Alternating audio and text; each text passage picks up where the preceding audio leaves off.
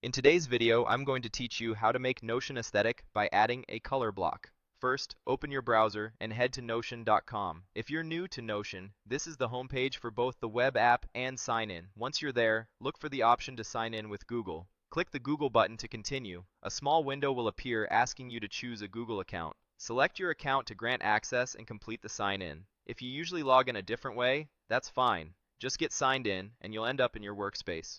After you're in, choose the page you want to style. From your sidebar or recent pages, click the page where you want to add a pop of color. This is the canvas we'll be working on. Now to apply color, click into the text you want to style, or highlight a specific word, sentence, or entire paragraph. When you select text, a small formatting toolbar appears right above it. In that toolbar, click Text Color. This opens Notion's color menu. Here, you can pick a text color to change the font color itself.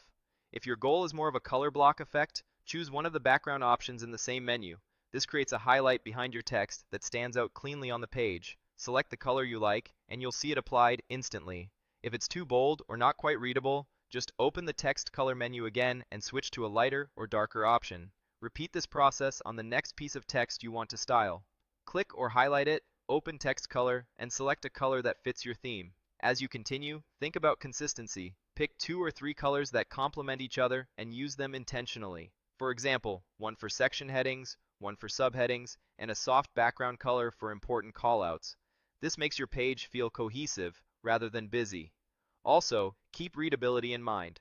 High contrast is key, especially if you or your viewers use dark mode. If a color looks great but is hard to read, try the background version instead of changing the font color, or vice versa. Work your way through the page, applying the same steps wherever you want emphasis or visual structure. Click or highlight, choose text color, and select the shade that works. Keep repeating until your entire page matches the aesthetic you're going for. When you're done, you'll have a clean, colorful Notion page that's easier to scan, more engaging to read, and uniquely yours.